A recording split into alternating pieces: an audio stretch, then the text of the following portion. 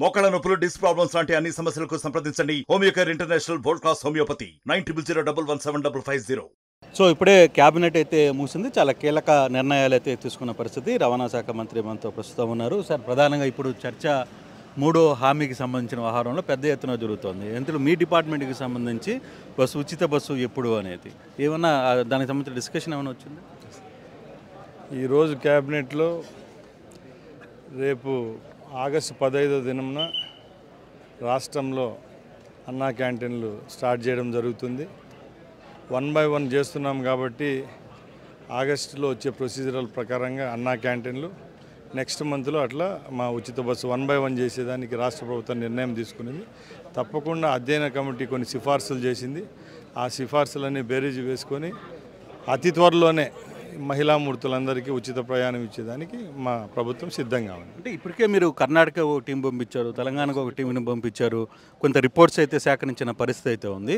ఎలా వర్కౌట్ అవుతుందా, లేకపోతే ఏ దిశగా ముందుకు వెళ్ళాలనుకుంటున్నారు? లోకల్గానే వెళ్ళాలనుకుంటున్నారా, లేదు అవుట్ ఆఫ్ స్టేషన్స్ కూడా ఉచిత బస్సు వెళ్ళే పరిస్థితి ఉంటుంది? ఒకటైతే నిజమండి, అన్ని స్కీముల్లో డబ్బులు రావు.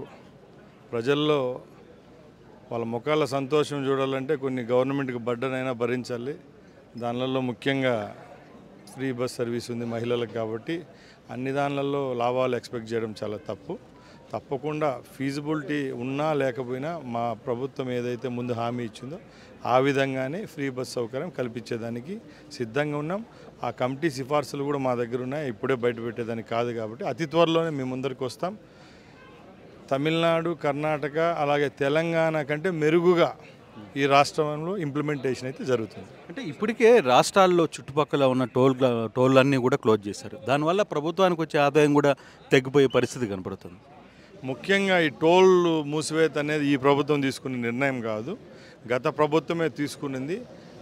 మేము అధికారులను కూడా చర్చించడం జరిగింది, దీనివల్ల నష్టాలు ఏమి లాభాలని. ఆ రోజు సెంట్రల్ గవర్నమెంట్ యొక్క ఫోర్స్తోనే అవి టోల్ ప్లాజాలన్నీ మూసేసినారు.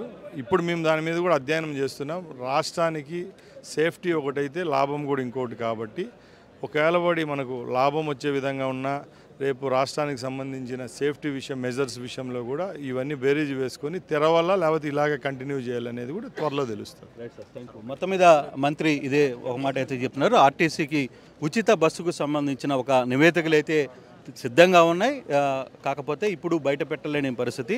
రాబోయే రోజుల్లో అంటే ఆగస్టు 15th మాత్రం అన్నా క్యాంటీన్లు వస్తే అదే నెలలో ఆర్టీసీ ఉచిత ప్రయాణం ఉండబోతుంది అనేది స్పష్టంగా చెప్తున్న పరిస్థితి కనపడుతుంది. కెమెరామెన్ ప్రసాద్తో కృష్ణమోహన్. మరిన్ని వీడియోస్ కోసం ఛానల్ ని సబ్స్క్రైబ్ చేయండి, లేటెస్ట్ అప్డేట్స్ కోసం వాట్సాప్ ఛానల్ ని ఫాలో చేయండి అండ్ లింక్ డిస్క్రిప్షన్ లో ఉంది.